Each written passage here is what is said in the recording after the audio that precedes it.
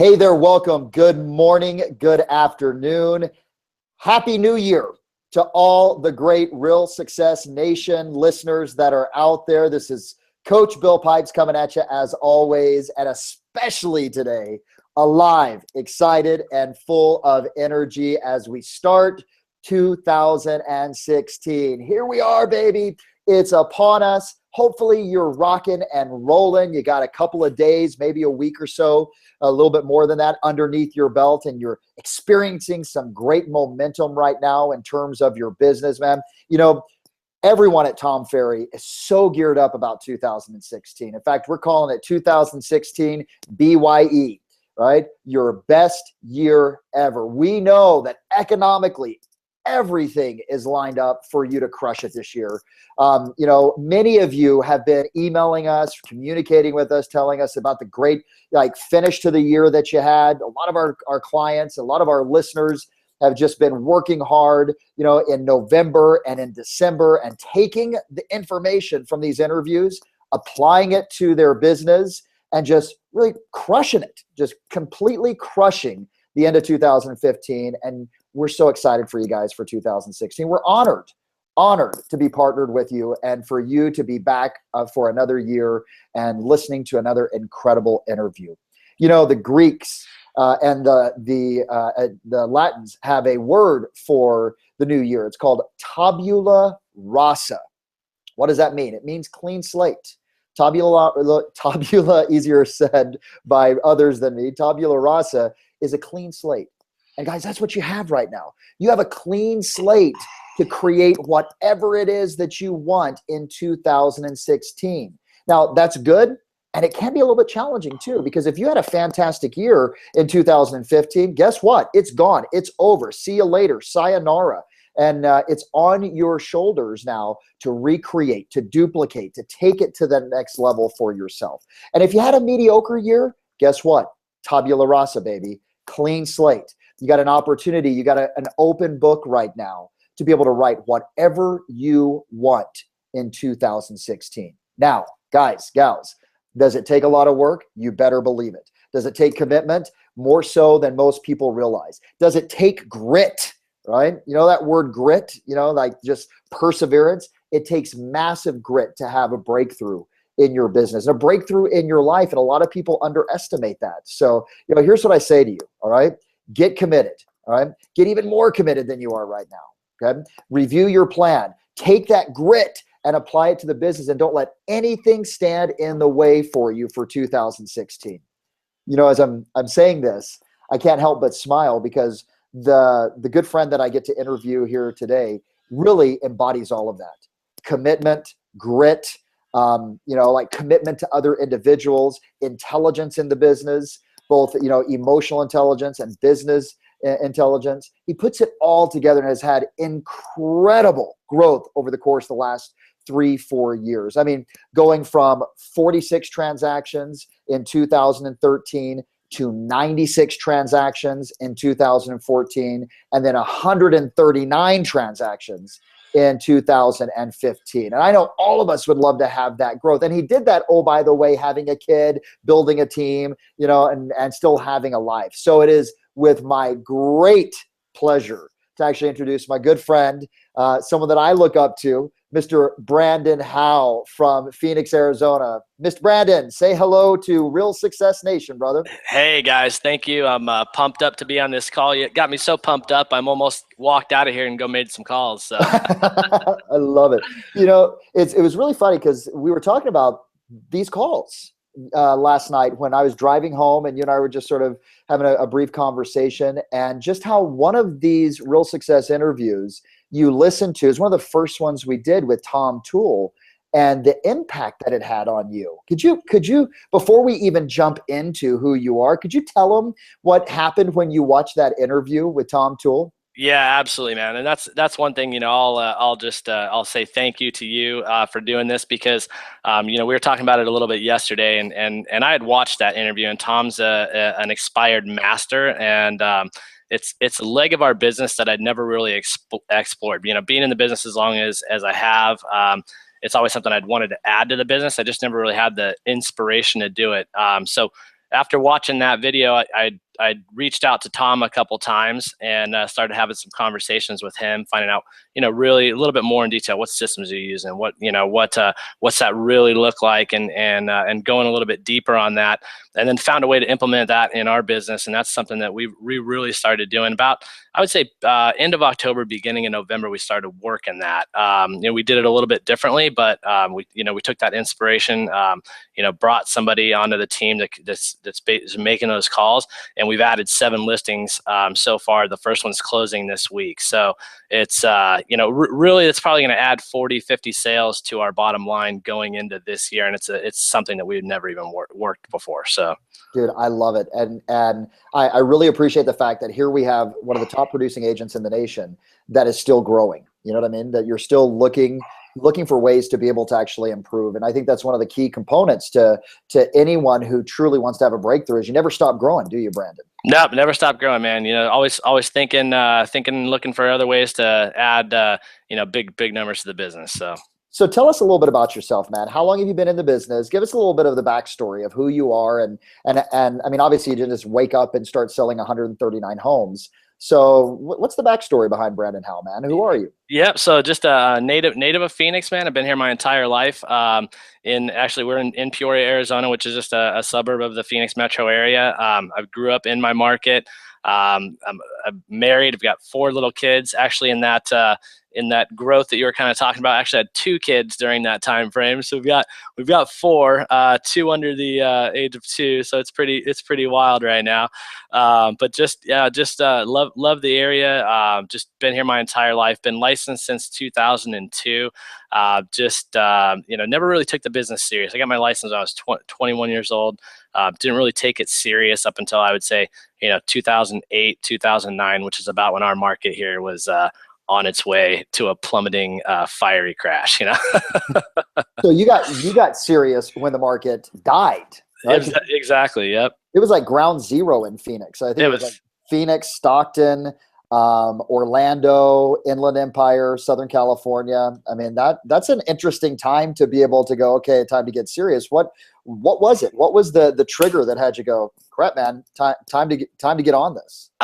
Kids, man. That 2008 was the year my first daughter was born, and so I think it's always becoming a parent is always kind of a wake up call. You kind of run around doing your thing as a single guy, and then you start raising a family, and then it really kind of wakes you up. And then even then, it really wasn't until 2011, 2012 that I started treating this like a legitimate business, running it like a business, looking at understanding leverage and things like that. And that's that's when I got married, so you get married and you start having kids and you're like, okay, time to get real. So the game changes, doesn't it? Absolutely. Yep.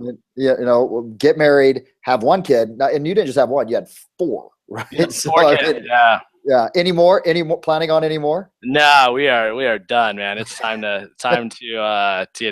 get some sleep. So good, brother. Well, it's really interesting because, as you know, and we actually talked about this, I think it was on the Kyle Whistle interview that we did a couple months ago. We really believe in with Tom Ferry. We believe in like those core 4. We believe that there's 4 pillars of business. Your database, to have great open houses, to have an online presence, and then obviously to do what you do so well, which is really the focus of this interview, which is geographic farming. Right. So tell us a little bit about the model before we hop into geographic farming. Like, where does your business come from? What are the sources that are the most successful for you? Yeah, so as the team has grown, we've added more for sure. So geographic farming is definitely my bread and butter. That's the one thing that I'm extremely passionate about. It's where the majority of my personal business comes from. It's really kind of the only thing that I focus on personally. But then our team's heavy into Facebook advertising, social media, online presence, expired listings. We've added a lot, and then that's going to become probably an equal part of our business, I think, to what farming is in a shorter amount of time, which is one thing that's pretty cool. And then open houses, and then obviously our database, which we don't nurture as well as we should, and that's a focus for 2016 as well. Is the database. So you had a lot of growth this year, not just in terms of business. I mean, not, going from 90, what was it, 96 to 139, but there was also some growth in terms of team, right? So talk to us a little bit about what your team looked like in 2014 and then how it grew in 2015. Yeah, so at the end of 2014, it was really me, one assistant, and two buyers agents, and that was it. I mean, it wasn't a whole lot of structure. It was we're just kind of doing our thing and making deals happen. The farm really generated the majority of the business at that point. Whether it was, it all becomes exponential. It's like you can't always source everything back, but if you look at it, it always comes back to the farm. Whether it was a sign call, a past client, it all comes back there. So just me, one assistant, and two buyers agents at the time, going into 2015. Okay. And then how did that grow? Where do you stand right now? How many people do you guys have on your team right now? Yep. So there's 11 full-time licensed agents. So it's myself as the team leader. I've got a sales manager. I've got a contracts manager. She handles all of our contracts in more of like a client care role. It's not my specialty. So, you realize what you're not good at and you hire it. So, and then a transaction manager hires or takes care of all of our transactions. One OSA, which is a new role for us, and then there's seven actual sales partners that are selling, not buyers agents, sales partners. They list and sell property. So those that don't know what OSA is, I think people have heard ISA, right? Could you tell us what an OSA is and how it differs from an ISA? Yeah, so for us, it's an outside sales agent. They're making outbound calls. So it's they're all outbound calls instead of inside sales, which is like anything for us. It's coming in like Boomtown leads, Zillow leads, online leads, anything like that that's coming in. That they're handling all the inbound stuff. This is outbound, so they're making all the expired calls, the circle prospecting calls in and around just listed, just sold properties, things like that. It's all outbound cold calling, basically. So it's all lead generation. It's all lead. Yep. It's all the sweat equity, and then so they set the appointments, and then you go out on the listing presentation mostly. Exactly. Yep. Very cool. Yeah, it's sort of a new, like in the last 12 months, it's a new name inside or a new position that I've seen inside the space of real estate is that OSA position. So hey guys, you can't get rid of sweat equity. That's the key thing that I want to stress. And Brandon is a testament to that. And whether it's him or whether it's his OSA, they're still making those outbound calls. So brother, what was it, Brandon, that had you finally take the leap into geographic farming? What had you make the decision that you were going to do this? Yeah, well, for me, it was really just the time. I mean, it was 2008, 2009. We were really getting into the short sale REO market here in Phoenix. We needed for me, we went after short sales. We started soliciting short sales. I mean, I went out and I bought a Hummer. I wrapped it. It was all about on the back of it. You upside down. Call us. We can help you short sell your home. And then the same thing with our door hangers. I mean, the door hangers were the same thing, branded the exact same way, and we just that was really kind of the infancy stages of our geographic farm. Okay, perfect. Got it. So it was out of necessity, right? So all of a sudden the market shifted. You guys made a decision to actually go where the money was, which was in short sales, and it happened to be inside a certain geographic area. Is that what happened? Exactly. Yep. Yeah. And we didn't, at the time, we didn't really know kind of what it was going to evolve into. Okay, got it. So many people fail at geographic farming. Obviously you've been incredibly successful, brother. What percentage of the business comes from geographic farming that you guys do? Yeah, so my personal business, it accounts for over 50% of my business.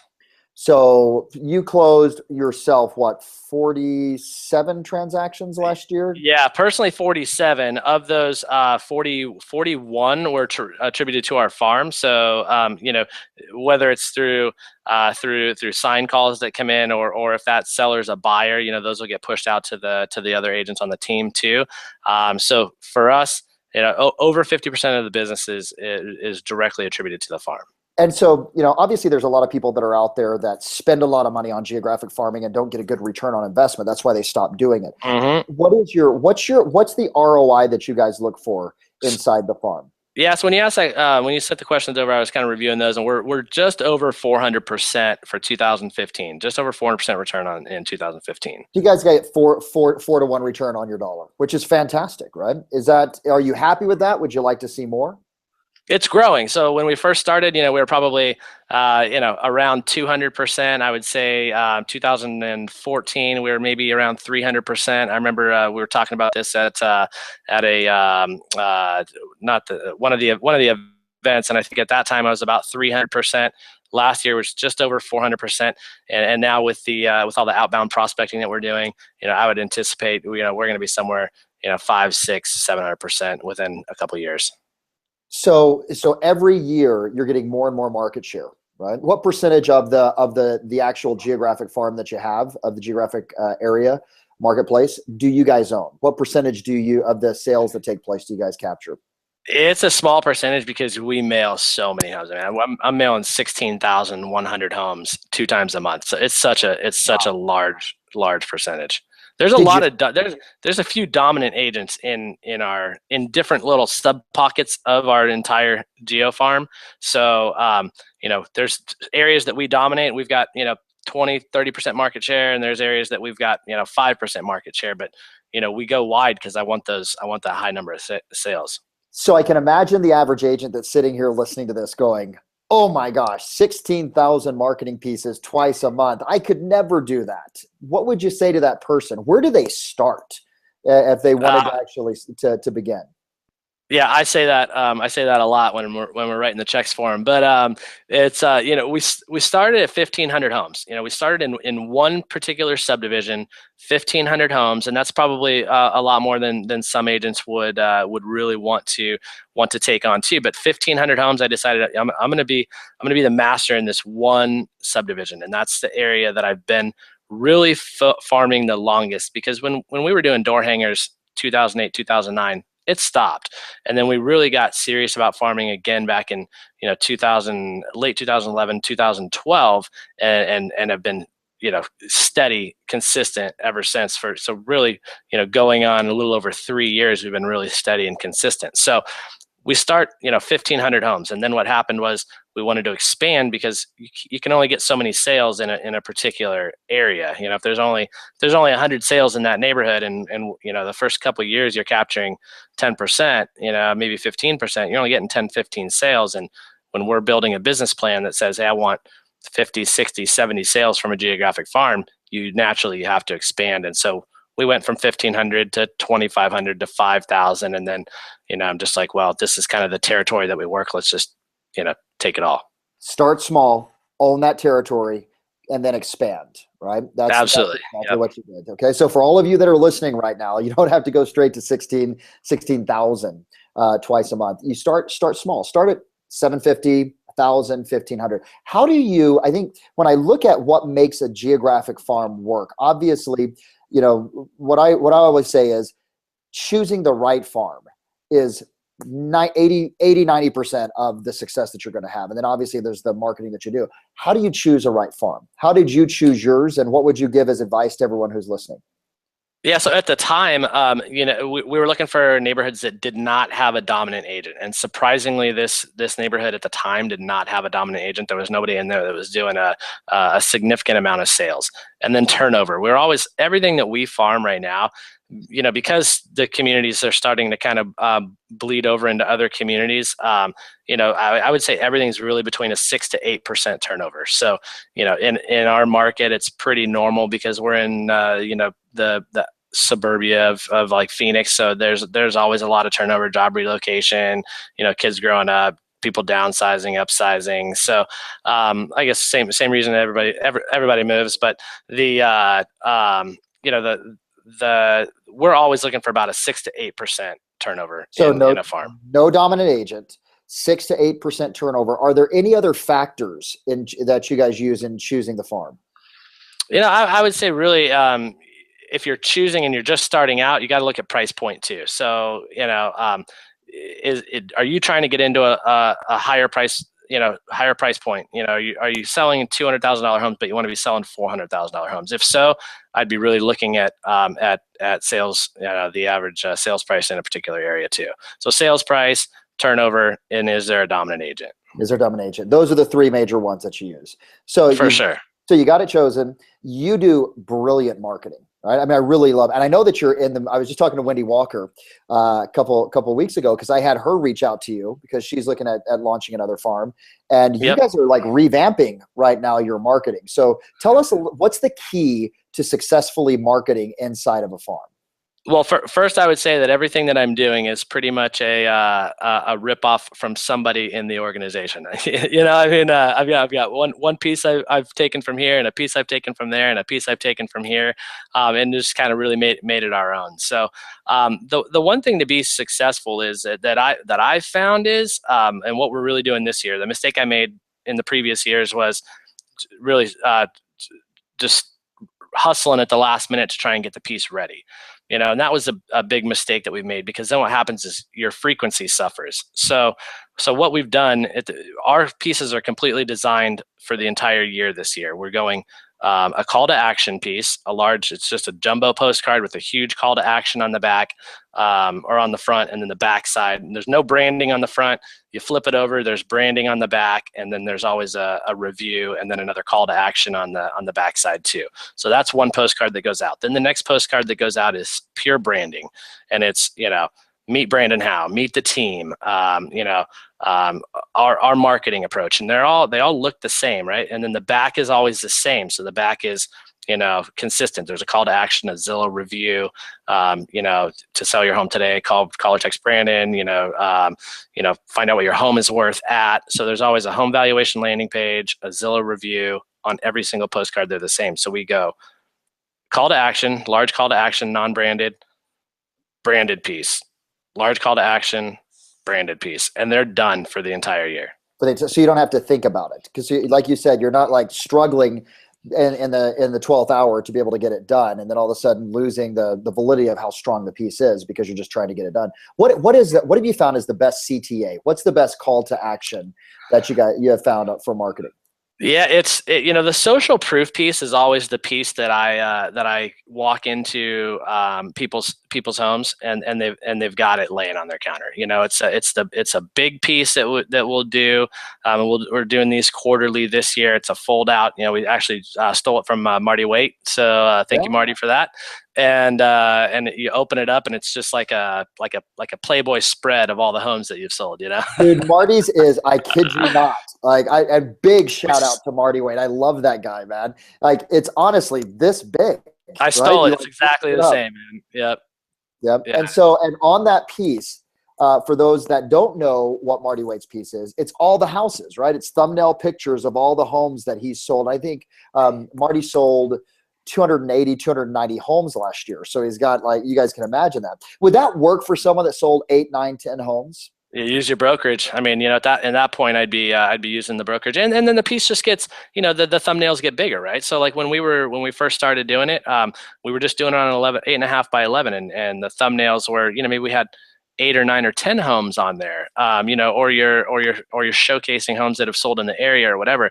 It does get more impactful when there's more homes. But in the beginning, we were really just, we'd put 5, 6, 7 homes on there, right? So it's a more impressive just sold piece, essentially. Beautiful. I love it. Okay, so you've got 2 pieces that are going out every single month. So let's look at the strategy.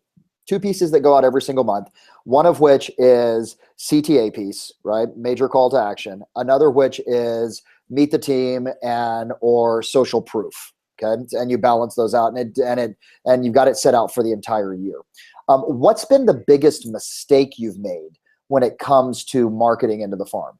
Yep, and then one other piece I'll throw in there. So there's 2 pieces of our farm that are large master plan communities, and those 2 pieces neighborhoods actually get a market update too. So those 2 neighborhoods equal about 4,000 homes of our 16,000 home farm. They'll actually receive a large 11 by 17 folded market update piece. So if you're in one of those neighborhoods, you're getting 3 pieces from us. If you're in the other neighborhoods, you're getting 2. The question, what was the question again? The question is, what's mistake? Like, yeah, because you see some really, really bad marketing that goes out the front door of certain agents' business. What should we avoid when it comes to marketing? I think the biggest thing is really thinking about what the consumer wants. I mean, what does the consumer want to know about right now? The home valuation landing pages, they're still working. They're probably not working to the effect of what they used to do. I mean, they're not. We used to send the postcards out and get 100 inquiries over the course of one drop, and it's definitely decreased now. But one of the reasons I think it's really decreased is because people already know who we are. They've already seen the pieces. So now, where we may not get as many home valuation inquiries, we get a lot of phone calls now where people just pick up the phone and call us and say, "Hey, we've been receiving your mail. We need you to come out and list our home." So it's a lot. You kind of have to look at it two different ways. But I would say the one thing is think about what the consumer wants to know about. What do they care about? They care about their home values. They care about what's selling in their neighborhood. They don't care about recipes and things like that. So give them what they're wanting. Think about it from a consumer point of view and not from a realtor perspective. I mean, we're in the process of writing a lot of content videos right now. And it's like, when you first think about that, just like what you guys do all the time, it's like, why do so many real estate agents watch these shows? Why do you have 20,000 views on every one of these shows? It's because you guys are talking about things that are relevant to the consumer, which the consumers to us are, home buyers and home sellers. So we need to change the way we think. We need to think like you guys think, what do real estate agents want, and deliver that. What do consumers want? We got to deliver that. Beautiful, man. So we've talked about like the direct mail component. Obviously, that's one leg of farming. I think the other leg is online, right? So to really get some traction, so many people are on social media now. I heard that the average person spends anywhere from 3 to 4 hours, according to Facebook, on some sort of social media. How do you and your team leverage social media in the farm? Yeah, social media has been huge for us. I've got one agent on my team that just rocks social media in a little bit different of a market outside of my main market, which is awesome. And it's there's a couple things that we're doing. So for me specifically, it's branding. So I create ads that look like my direct mail pieces, because for a small fraction of the cost of what we spend to farm, I can be in front of these people on their phones every single day, multiple times a day for 10, 15, 20 bucks a day, which is, it's insane how cheap it is. So social media, we're creating a lot of ads. They're branded. I mean, they look just like our postcards almost. And those are being put in front of the zip codes that we're farming. The second thing that we're doing this year that we haven't done in the past, like I just mentioned, is we're creating content videos, 2 to 3 minute videos, professionally edited. We're going on in front of a green screen. We're recording these videos. They're being professionally edited, and then those are going out into our farm as well. And it's information like, just how to select the best real estate agent to market and sell your home. 3 pricing strategies to consider when selling your home. I mean, just different things like content, right? And I open up Evernote, and when I'm driving around, I'm thinking about things that a person would ask me. Now we're starting to create video content because we know the power of that.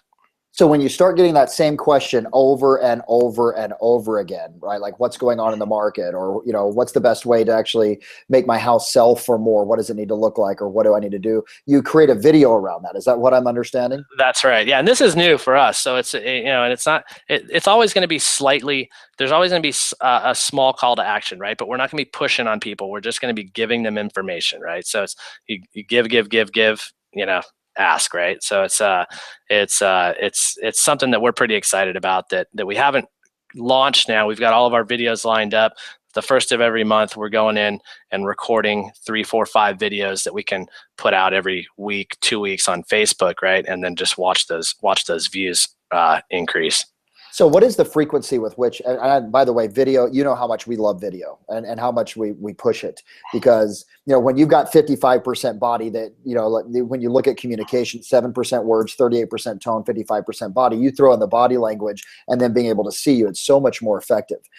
So I'm really pumped that you guys are doing that. What is the frequency with which you're marketing on Facebook or Instagram? Do you guys use Instagram as well too? No, we don't use it yet. I mean, it's something that I'm wanting to explore. But for us, Facebook right now is just really has been something that's we've been able to really leverage for that additional exposure.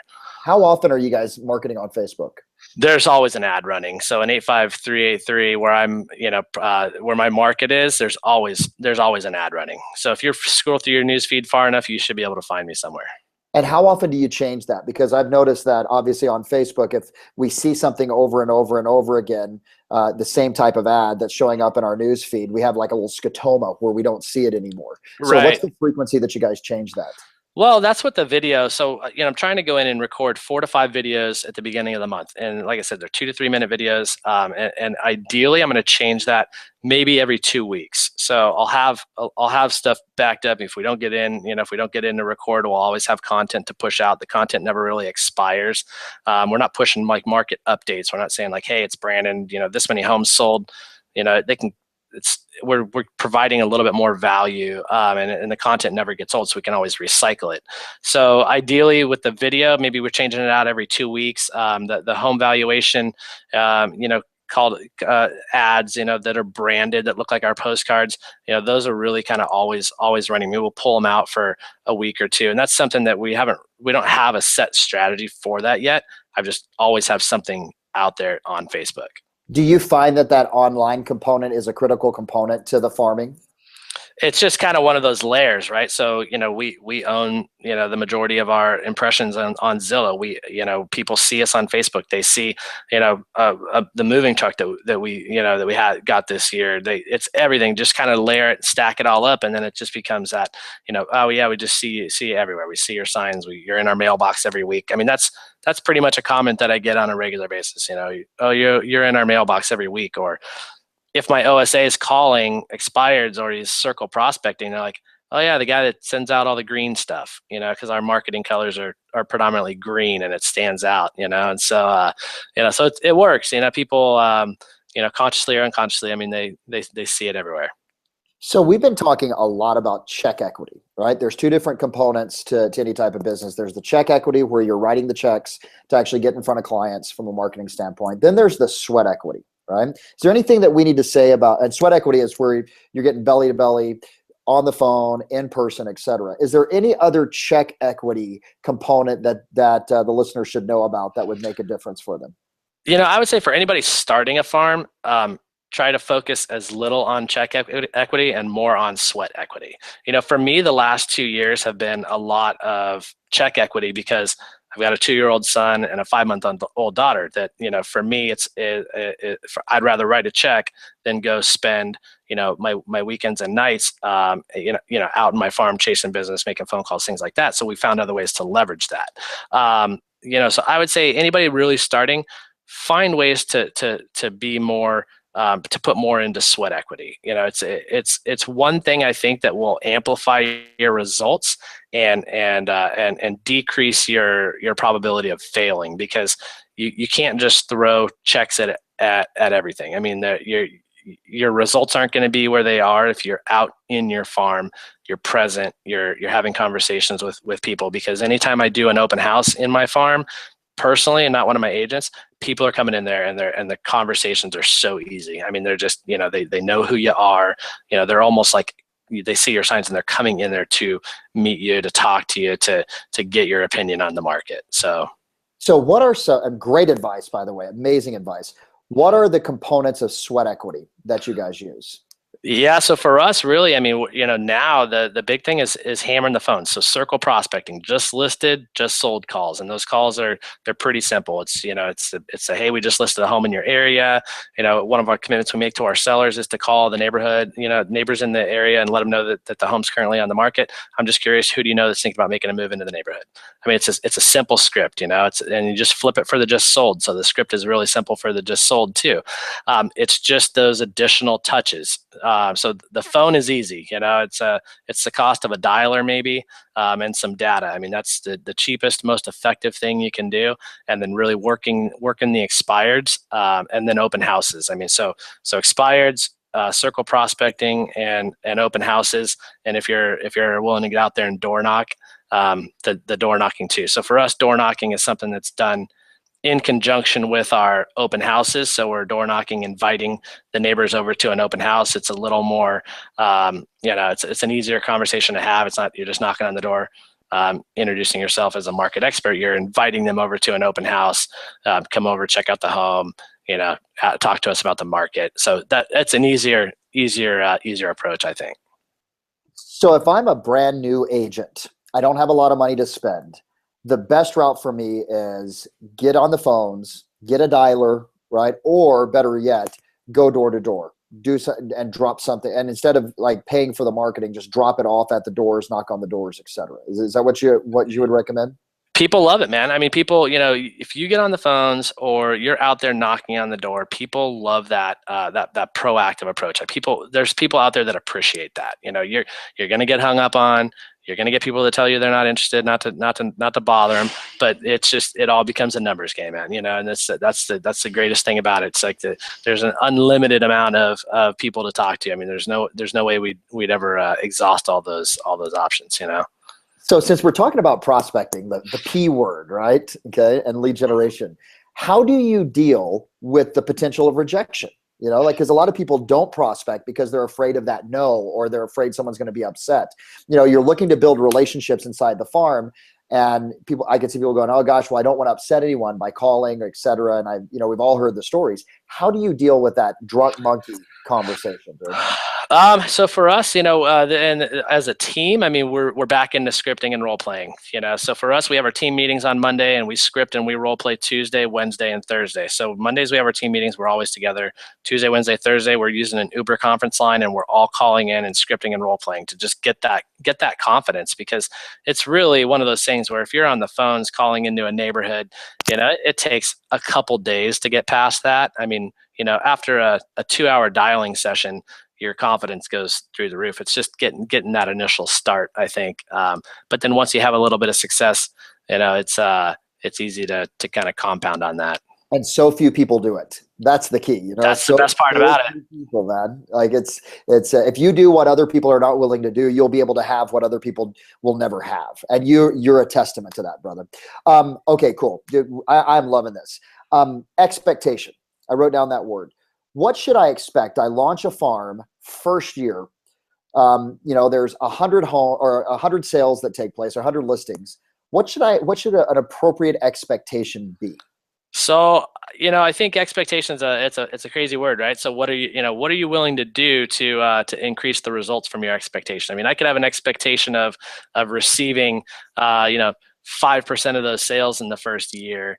But I could go, but if I'm willing to go in there and I'm willing to door knock and I'm willing to do multiple open houses, my expectation could be 15 homes. So I think it really depends on what you're willing to do as an agent, because you can sit there and spend money all day long. And, if there's 100 sales in a neighborhood and you're doing nothing but just mailing to it, you might get three sales, 3, 4, 5 sales if you're lucky, but if you're out there and you're visible in that area and you're doing everything else and you're adding layers to your direct mail, I don't think it's, unrealistic if there's not a dominant agent to be, 10 sales your first year. I think if you're 10% your first year, you're doing amazing, and it's really just one of those things that, a farm is a 3 to 5 year commitment, and then it's one of those things. The first year, if you're breaking even and you're seeing a little bit of profit, maybe 200% return on your money, it's good. The second and third year, you start to see things really increase, and this is where we're at. I mean, we're in our third year of our farm just being really consistent, and we're having some great success in there. Beautiful. So first year, I'm doing everything. I'm door knocking. I'm calling. I'm mailing 2 pieces per month. I'm holding the open houses. 10%. Like I'm crushing it at 10, 12, 13%. Right? I would say if there's not a dominant agent in there and you're out there taking all that action, that's really realistic to expect that. Beautiful. So there's 3. We're winding down here, man, because we've gone a little bit longer, which I love. That's right. Yeah. Number 1, do you have a morning ritual? And if so, what is it? So, my 5-month-old dropped a bomb on my morning ritual back in August. I was doing great, man. But that's one of the commitments me and my wife made this year was just getting back into that because with no sleep, it's really tough to keep that going. But my morning ritual is really just we're trying to get up 4:30, 5 o'clock. Getting in. Our gym is now at our house, and so with 4 kids, we got to get up early. There's no commuting to a gym. And I'm with my team by 8 o'clock in the morning. So for me, it's up 4 or 5 o'clock or 4:30, 5 o'clock, getting some exercise in, eating and feeding my mind with either an audiobook while I'm exercising or trying to get in, 15, 20 minutes of reading in the morning, drinking some coffee, just kind of having that time before the kids get up and cause all their havoc.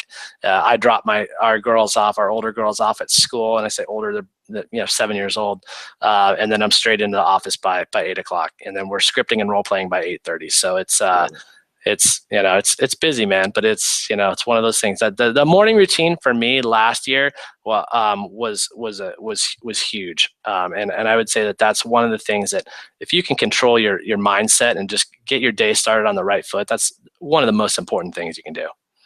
Beautiful. Start your day off and end your day. If you can read 15, 20 minutes before you go to bed, before you shut that light off instead of watching the news, those two things, the way you start your day and the way you end your day, it just profound impact on your life. Dude, I wish everyone would just cut the news out. You know what I mean? There's people watch it before they go to bed. So start your day right, end the day right. Beautiful. Okay.